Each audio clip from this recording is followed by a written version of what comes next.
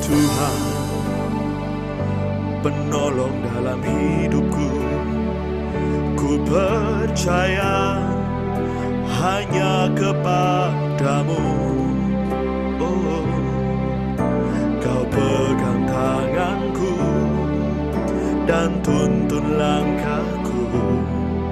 Oh Yesus, Kau perlindunganku. Kau Tuhan, Kau Tuhan, kekuatan dalam hidupku, penolongku dalam kesesakan. Kau gunung batuku dan pertahananku. Yesus, Kau kemenanganku. Oh Yesus, padamu ku berseru, Kaulah penyelamatku. Terpujilah Kau Tuhanku.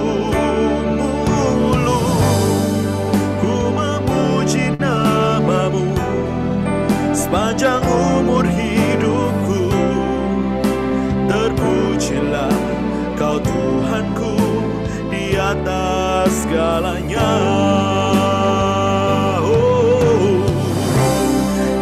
Sumber kuatku, Kaulah kehidupanku, Kaulah kehidupanku. Oh, oh, oh. Kaulah pertahananku. Ku percaya padamu.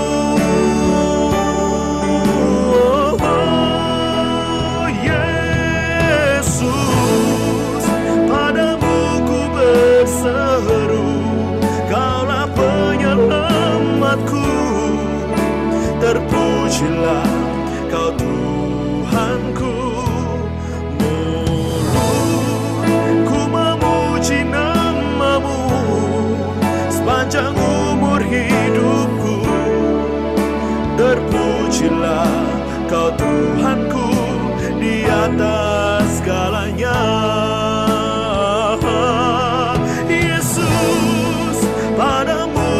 Berseru, Kaulah penyelamat kami ya Tuhan. Oh, terpujilah Kau Tuhanku. Mulutku memuji namamu sepanjang umur hidupku. Terpujilah Kau Tuhanku di atas segalanya.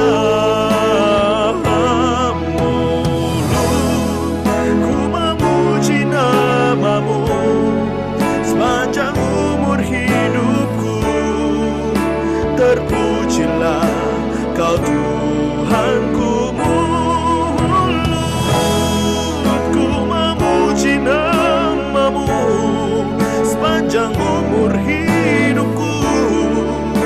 Terpujilah Kau Tuhanku di atas segalanya.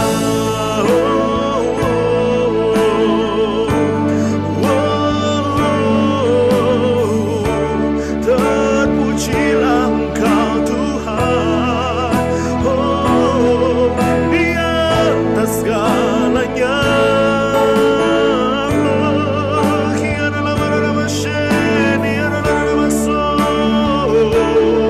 Haleluya, Ia telah ada, yang ada, yang akan datang. Terpujilah Kau Tuhan, yang telah ada, yang ada, yang akan datang, yang telah ada, yang telah ada, yang ada, yang akan datang.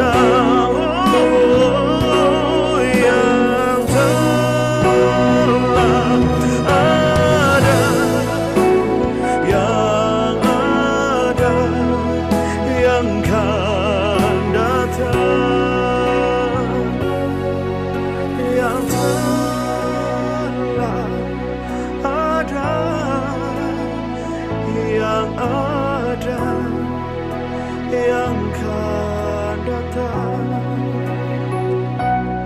yang telah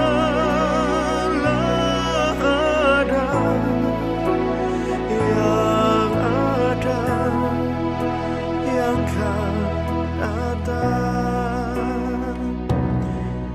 Yesus, padamu ku berseru, Kaulah penyelamatku. Terpujilah Kau Tuhanku. Mulutku memuji nama-Mu sepanjang umur hidupku. Terpujilah Kau Tuhanku di atas segalanya.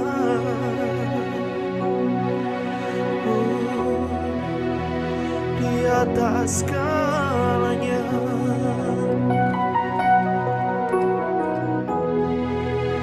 Di atas segalanya.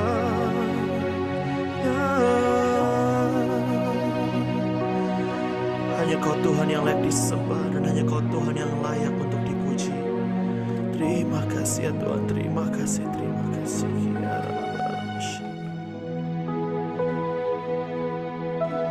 Sebagai anak-anak Allah, kita tahu, kita percaya bahwa kita ini adalah orang yang berbahagia karena kita adalah orang-orang yang disertai Tuhan, orang-orang yang diberkati, orang-orang yang hidup di dalam kasih karunia, ada di dalam perlindungan Tuhan. Bahkan kita adalah orang-orang yang berhak atas semua janji-janji Allah.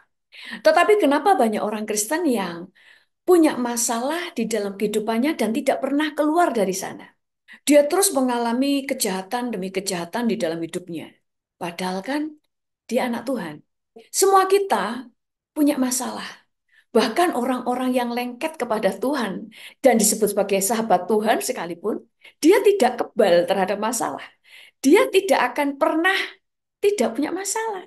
Karena setiap kita menghadapi ujian, setiap kita menghadapi persoalan, baik itu karena kebodohan kita, karena dosa, atau memang Tuhan izinkan terjadi. Tetapi di dalam setiap masalah, kita akan keluar sebagai pemenang. Karena di dalam masalah kita mengalami didikan, di dalam masalah kita melihat pertolongan Tuhan. Sehingga lewat masalah kita semakin mengenal Tuhan. Lewat masalah kita semakin dekat dengan Tuhan. Karena biasanya di dalam masalah kita akan mencari Tuhan lebih sungguh-sungguh. Tetapi masalahnya ada orang-orang yang terus mengalami kehidupan penuh dengan kejahatan, penuh dengan kemalangan, penuh dengan nasib buruk. Kalau itu terus-menerus, kayak selalu dilingkari dengan masalah yang sama, berarti ada hal yang salah. Karena Alkitab telah berkata bahwa apa yang kita tabur pasti kita tuai. Itu sebabnya hidup ini pilihan. Saya pernah menyampaikan, nasib kita ditentukan oleh 5 hal, yaitu ditentukan oleh apa yang kita tabur, apa yang kita pikirkan, apa yang kita ucapkan, apa yang kita percaya, dan dari apa yang kita putuskan. Semua itu mempengaruhi hidup kita. Dan banyak orang berkata begini, kalau kamu mau diberkati, kalau kamu mau hidupmu berhasil, kalau kamu mau hidup di dalam Tuhan, hiduplah takut akan Tuhan. Tetapi tidak semua orang benar-benar tahu hidup takut akan Tuhan itu seperti apa. Di dalam kitab Amsal 8 ayat 13 berkata, takut akan Tuhan ialah membenci kejahatan.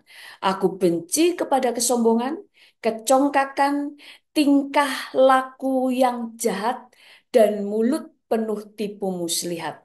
Jadi takut akan Tuhan itu tidak hanya dinilai dari pelayanannya, dia di gereja 7 hari, 7 malam ada di gereja, seharian ada di gereja, pagi latihan, siang ikut doa syafaat, malamnya ikut ibadah, ikut segala macam kegiatan. Ah, dia orang yang takut akan Tuhan. Tidak. Orang yang takut akan Tuhan, buahnya itu bukan melayani. Melayani adalah buah dari hati yang mau menyembah. Sebuah hati yang mau menyembah Tuhan, tetapi nggak semua orang melayani karena hati yang mau menyembah. Banyak orang melayani karena daripada nganggur. Yang kedua, dia melayani supaya mulai dikenal orang, untuk membangun relasi, melayani supaya dikenal orang, melayani supaya terlihat rohani, melayani untuk menghindari, melayani karena di rumah itu tidak enak, dan sebagainya. Ada banyak motivasi. Walaupun lebih banyak yang punya motivasi adalah karena ingin menyenangkan hati Tuhan, ingin mau memberikan penyembahannya kepada Tuhan. Tetapi takut akan Tuhan itu sudah ada di dalam Alkitab. Takut akan Tuhan ialah membenci kejahatan. Aku benci kepada kesombongan, kecongkakan, tingkah laku yang jahat, dan mulut penuh tipu muslihat. Allah kita itu kasih, Allah kita adalah kudus, Allah kita bukan pendusta, Allah kita Allah yang menyelamatkan, Allah kita adalah kebenaran, Allah kita adalah jalan, Allah kita adalah pintu. Untuk setiap orang menerima keselamatan, menerima pembenaran, menerima pembasuhan, menerima anugerah sebagai orang percaya, menerima pengampunan dalam hidupnya. Karena Tuhan itu ingin semua orang diselamatkan. Nah, itu sebabnya takut akan Tuhan adalah membenci kejahatan. Ada banyak orang percaya Yesus. Dia ke gereja, dia pelayanan. Tapi kejahatannya terus berjalan. Dia anak Tuhan. Karena waktu dia mendeklarasikan dirinya sebagai orang percaya kepada Yesus sebagai Tuhan dan Juru Selamatnya, maka dia punya status yang baru, menjadi anak Allah. Tetapi di dalam kehidupannya belum tentu dia punya takut akan Tuhan. Banyak saya melihat orang-orang yang tidak mengenal Yesus, tetapi dia takut akan Tuhan. Dia tidak berani berbuat jahat, dia takut untuk berdusta, dia takut untuk dia tidak mau memanipulasi orang, dia tidak mau merugikan orang, dia tidak mau memanfaatkan orang, dia tidak mau mencelakakan orang. Dia orang yang tahu berbalas budi, dia tahu bagaimana berbuat baik kepada orang. Karena dia takut akan Tuhan. Dia berusaha berbuat baik, dia berusaha untuk berbuat benar. Tapi banyak anak Tuhan yang tidak takut akan Tuhan. Saya sudah berdoa, dulu saya ada dulu seseorang. Setiap ada doa malam, dia selalu ada di situ. Hampir setiap ibadah, dia selalu ada. Tetapi dia selalu berkata bahwa ada banyak kemalangan-kemalangan yang dia alami. Ternyata dia adalah orang yang jahat mulutnya. Dia suka sekali ke tetangga-tetangga, nyinyirin orang lain. Sehingga orang mulai gak suka sama dia. Alkitab berkata apa yang kamu tuh tabur, ya kamu tuai. Ada orang yang sibuk nyinyirin gembalanya. Ada orang yang sibuk nyinyirin rekan sekerjanya. Ada seorang ibu selalu ikut ibadah. Setiap hari di gereja. Ibadah doa malam dia ikut, ibadah doa fajar dia ikut, ibadah doa siang ikut, bahkan mungkin ibadah sekolah minggu mungkin dia juga ikut. Tetapi dia berkata, kenapa banyak kemalangan? Kenapa hidupnya banyak masalah? Dia merasa diberkati di dalam keuangan. Tetapi dia tidak pernah keluar dari masalah. Sekali lagi, semua orang pasti punya masalah. Tetapi kalau selalu berputar-putar pada masalah yang sama seakan-akan tidak pernah keluar dari situ, berarti ada yang salah. Ada seseorang yang selalu ke gereja, belajar Alkitab, hampir di semua gereja, semua persekutuan, dia ada.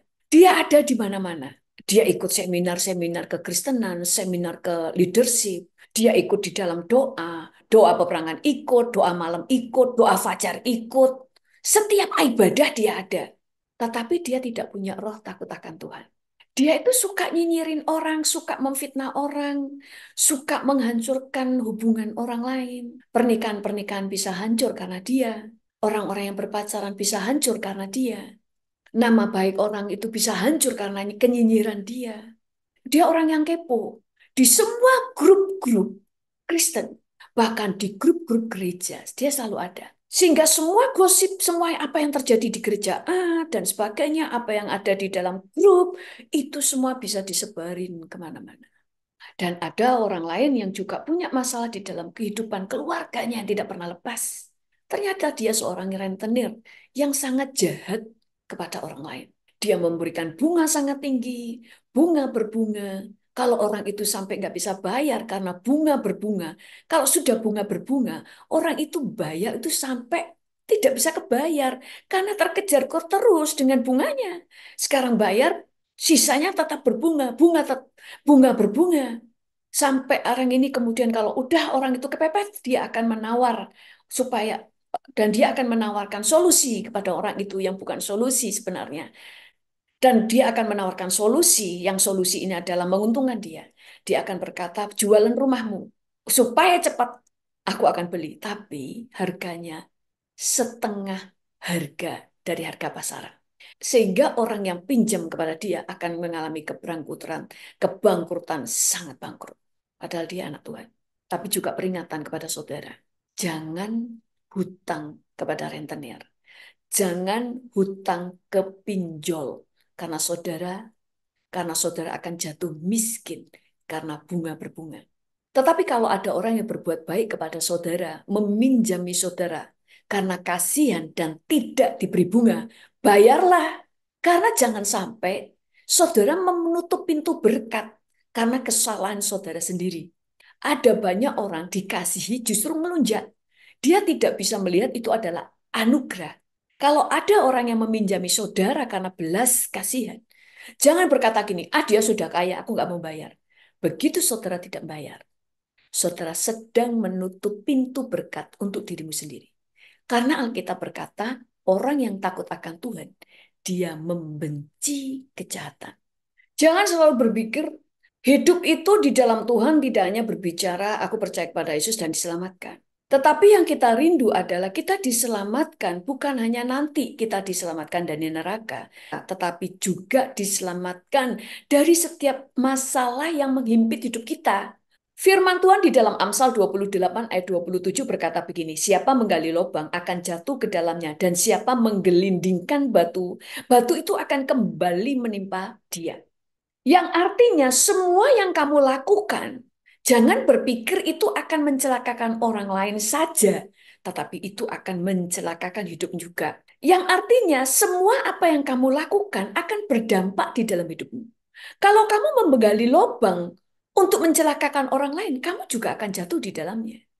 Kalau kamu menggelindingkan batu untuk mencelakakan orang lain, maka batu itu akan berbalik dan menimpa kamu juga. Kalau lubang yang kamu bangun bisa membunuh orang lain, lubang yang sama akan membunuh kamu. Bahkan kalau kamu menggelindingkan batu dengan sembrono, tanpa peduli, yang penting aku gelindingin batu, kalau ada yang celaka, ya terserah. Kalau enggak, ya sudah.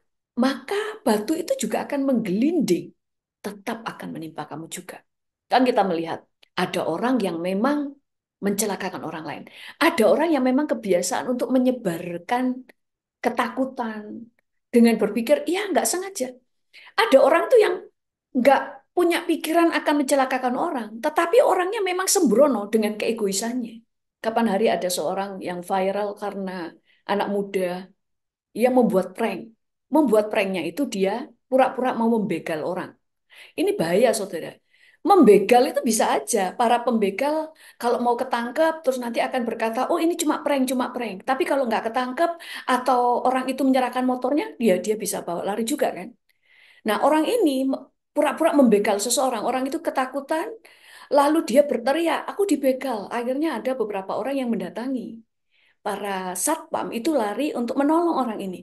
Tiba-tiba anak ini yang mau yang ngeprank ini yang mau membegal, dia bilang gini, tolong tolong tolong, orang ini begal motor saya, membegal motor saya. Saudara, orang ini adalah orang yang bodoh. Dia bukan pengen mencelakakan, tetapi dia adalah orang yang sembrono. Dia berkata, tolong tolong tolong, orang ini begal saya. Dia berteriak kepada orang lain bahwa orang itu dia berteriak kepada seorang bapak yang naik motor dengan dia berkata bahwa bapak ini telah membegal motornya. Dia tidak memikirkan dampaknya, apa yang terjadi kalau orang percaya dengan perkataan dia. Bukankah orang bisa memukuli bapak ini tadi?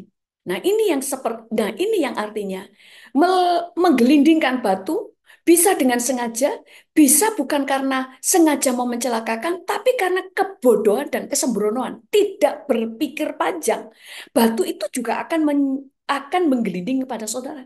Sehingga orang ini akhirnya dimaki-maki orang lain dan banyak orang yang menyarankan supaya orang ini ditangkap polisi karena YouTube dia, prank-prank yang dia lakukan itu bisa mencelakakan orang lain. Batu yang dia lempar dengan sembarangan menggelinding kepada dia sendiri. Itu sebabnya Alkitab berkata orang yang takut akan Tuhan adalah orang yang membenci kejahatan, benci kepada kesombongan, benci kepada kecongkakan, tingkah laku yang jahat, dan dia benci kepada mulut yang penuh tipu muslihat. Artinya di sini bukan membenci orang yang penuh dengan kejahatan, tapi benci dengan perbuatan jahat sehingga dia tidak mau berbuat jahat. Dan kalau ada orang yang menggali lubang terhadap saudara, jangan takut. Itu sebabnya hiduplah di dalam doa supaya Tuhan itu selalu memproteksi saudara. Sehingga setiap lubang yang dibangun orang lain itu akan menjatuhkan orang itu sendiri.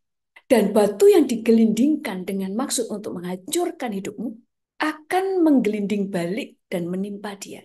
Itu sebabnya kalau saudara dijatuhkan, dihancurkan hidupmu, bawa kepada Tuhan, supaya batu yang menimpa saudara menggelinding kepada orang itu balik. Dan percayalah Tuhan punya 1000 cara untuk membuktikan kebenaran saudara. Karena kebenaran tetap kebenaran. Kalau saudara benar, kebenaran itu akan membela saudara. Tidak perlu saudara membela diri saudara sendiri. Dan ada orang-orang yang mencelakakan orang lain, menghancurkan hidup orang lain, menghina orang lain, tapi pura-pura bercanda.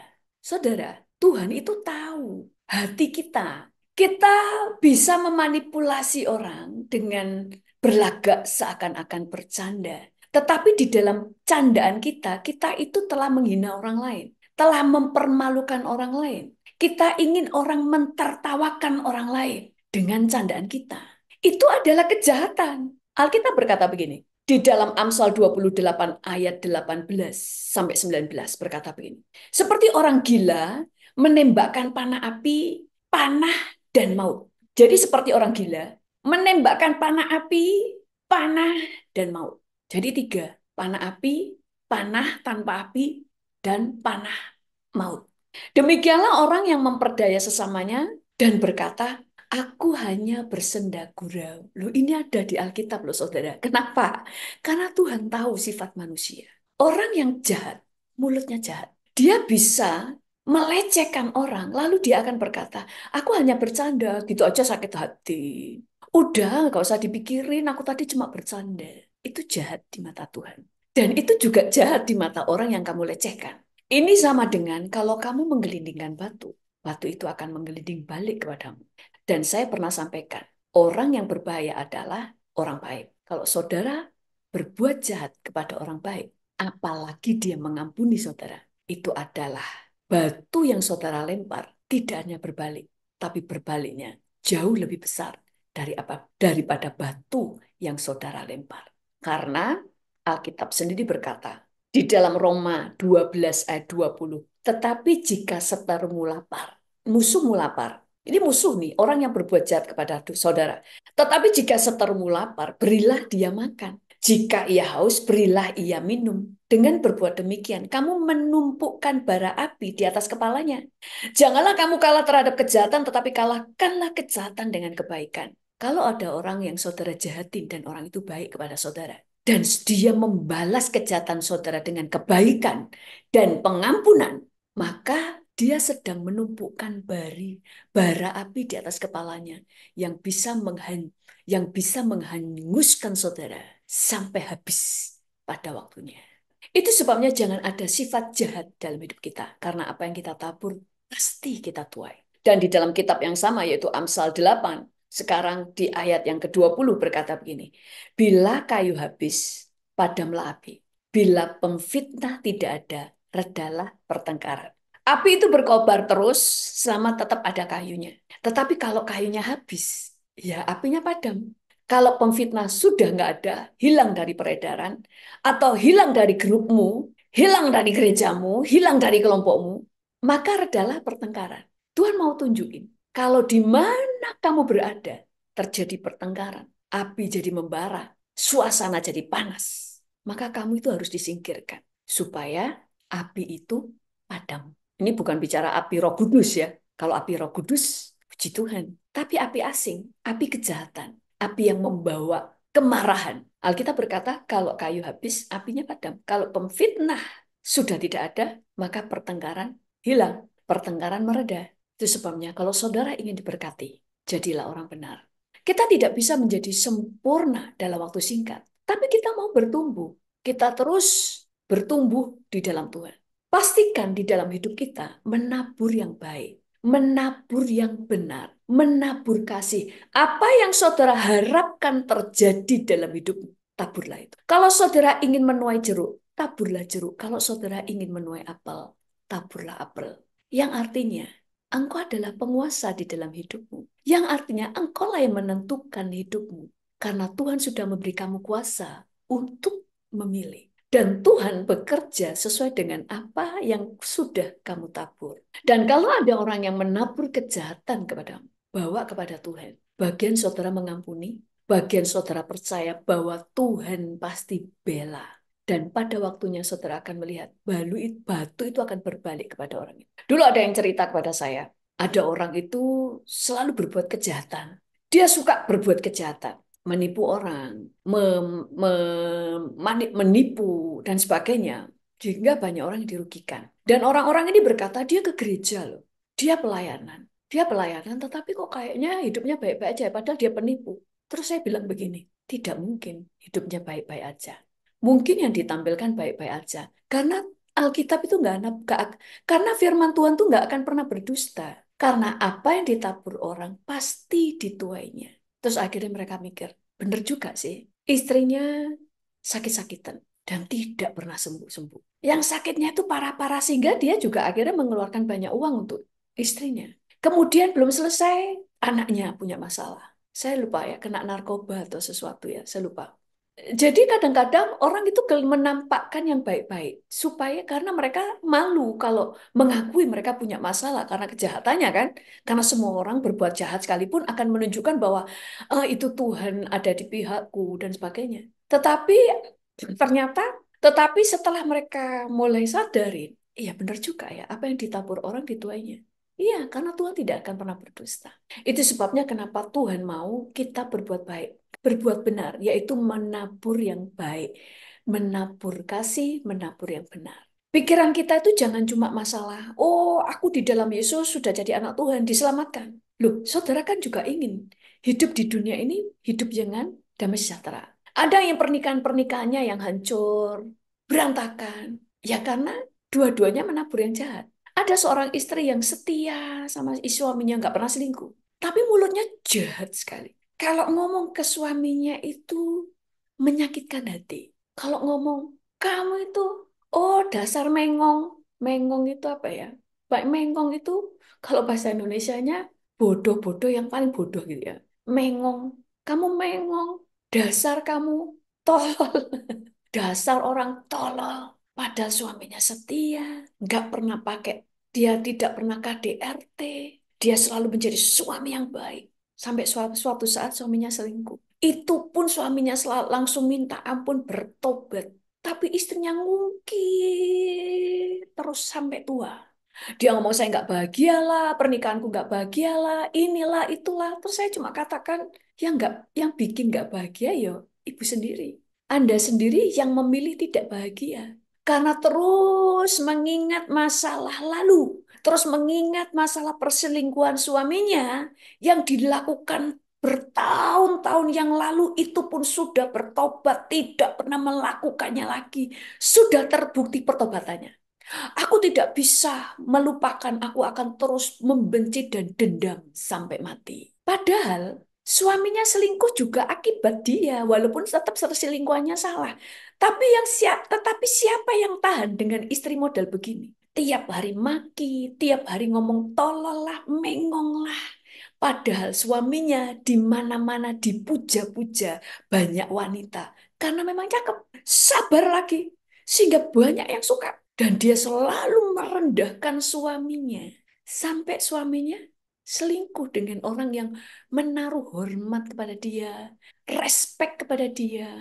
Memuji dia. Setelah orang itu minta maaf dan bertobat karena suaminya adalah orang yang takut akan Tuhan, dia tahu itu salah, dia tahu itu dosa, dia minta ampun dan bertobat dan tidak melakukannya lagi. Dan istrinya sampai tua tetap mengungkit-ungkit masa lalu seakan-akan dia tidak pernah berbuat salah.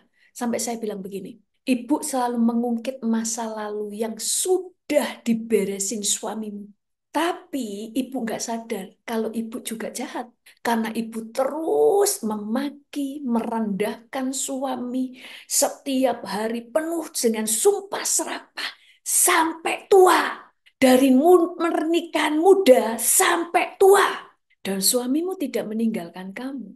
Karena dia takut akan Tuhan. Dan dia berkata begini, aku kalau tahu begitu, aku dulu menikah dengan suami yang kaya raya lah, inilah, ini. Terus saya sampaikan kepada dia, kalau ibu tidak menikah dengan om ini, dan menikah dengan orang kaya yang ibu sebut, mungkin dari awal ibu sudah diceraikan, atau sudah ditempeleng oleh suamimu. Mungkin ada KDRT, karena mulut ibu jahat. Suamimu sekarang sabar, bukan karena terlalu beruntung untuk menikah dengan kamu. Tapi dia bertahan karena dia takut akan Tuhan. Karena dia tahu tidak boleh ada perceraian. Sehingga dia terus mengampuni ibu. Jadi yang jahat sebenarnya adalah ibu sendiri. Karena dari awal ibu telah terus menabur mulut yang jahat. Sampai hari ini. Sudah tua saudara. Tetap tidak pernah berubah. Suaminya selalu dipermalukan di hadapan umum. Suaminya itu bisa tetap tenang karena dia punya Tuhan. Dia menjaga damai sejahtera. Banyak orang punya masalah, nggak sadar bahwa dialah sendiri yang telah banyak menabur duri sehingga dia menuai duri. Ada banyak orang yang selalu melempar batu, gelindingin batu, menggali lubang sehingga dia jatuh. Lalu menyalahkan banyak orang, menyalahkan Tuhan, menyalahkan keadaan. Padahal kesalahannya ada pada diri sendiri. Itu sebabnya kita harus bertobat. Kita harus bertumbuh, hidup benar, hidup dalam kasih, menabur yang baik, menabur yang benar untuk keuntungan saudara. Alkitab berkata, jadilah berkat. Itu bukan untuk keuntungan orang lain. Orang lain diuntungkan, tapi lebih diuntungkan adalah saudara sendiri. Karena apa yang kamu tabur, kamu tuai. Dan tuaian selalu lebih besar. Kalau saya memberkati orang yang nilainya 100, saya bisa menuai beribu-ribu kalau tidak menjadi lelah. Itu sebabnya Alkitab juga berkata, apa yang kau ingin orang lain perbuat kepada dirimu, perbuatlah demikian. Itu sebabnya kamu sendirilah yang sebenarnya menciptakan nasibmu. Kamulah yang menciptakan bagaimana hidupmu. Karena apa yang kamu tabur, kamu tuai. Jadi, yang pertama kita pelajari di sini, takut akan Tuhan adalah membenci kejahatan, membenci kecongkakan, membenci tipu muslihat, membenci tingkah laku yang jahat. Yang kedua, apapun yang kamu tabur, kamu tuai. Kalau kamu menggelindingkan batu, batu itu akan kembali padamu. Kalau kamu menggali lubang, maka kamu akan jatuh kepada lubang yang kamu gali sendiri. Sama seperti Haman yang membuat tiang gantungan untuk Mordekai. Ternyata dia sendirilah yang digantung di tiang gantungan yang dia bangun sendiri untuk Mordekai. Ternyata di tiang yang dia bangun, dialah yang digantung. Karena Mordekai tidak meresponi sama sekali setiap rancangan jahat Haman. Dia meresponinya bukan melawan Haman, tetapi dia bawa kepada Tuhan. Jadi kalau ada orang yang menggali lubang kepada saudara, menggelindingkan batu, bahkan melempar batu kepada saudara, bawa batu itu kepada Tuhan, seperti Mordekai, maka batu itu akan menghancurkan orang itu sendiri. Itu sebabnya kenapa kita hidup di dalam doa, dan banyak mendoakan banyak orang. Berkati semua orang, berkati musuh. Itu seperti Mordekai. Berkati musuh, percayalah, semua rancangan jahat yang mereka rancangkan untuk hidup saudara pasti berbalik kepada mereka. Dan yang ketiga, kalau saudara sendiri adalah orang yang suka merancangkan kejahatan, bertobatlah supaya Tuhan bisa memulihkan hidupmu. Mari kita berdoa. Kalau saudara punya musuh, tulis di situ, aku mengampuni si A. Kau usah tulis namanya ya. Aku mengampuni musuhku si A. Tulis di chat. Kalau saudara ingin setiap batu, setiap lubang yang dibangun oleh musuh untuk menghancurkan hidup akan menjatuhkan mereka sendiri, bukan saudara. Mari kita berdoa. Tuhan, kami mengucap syukur pada hari ini. Kami mau belajar hidup benar, kami mau belajar untuk menabur kasih, menabur kebaikan, menabur kebenaran. Sehingga apa yang kami tabur, kami tuai. Dan saat ini Tuhan, kami mau mengampuni setiap orang yang bersalah kepada kami. Biarlah setiap batu yang dilempar kepada kami dan setiap lubang yang digali untuk menghancurkan hidup kami tidak mencelakakan hidup kami, tetapi berbalik kepada mereka sendiri, supaya mereka bertobat dari perbuatan mereka. Sehingga mereka tahu bahwa apapun yang mereka gali, apa yang mereka lempar, dan apa yang mereka tabur akan kembali kepada mereka sendiri. Kami berdoa Tuhan, kami memberkati, kami mengampuni musuh-musuh kami. Karena kami percaya apapun yang mereka perbuat untuk hidup kami tidak akan menghancurkan hidup kami, tetapi justru akan membuat kami semakin kuat, semakin bijaksana, semakin dipromosi. Pada waktu banyak orang menghancurkan nama baik kami percaya itu adalah cara Tuhan untuk mempromosikan kami. Karena pada waktunya kebenaran akan membela kami.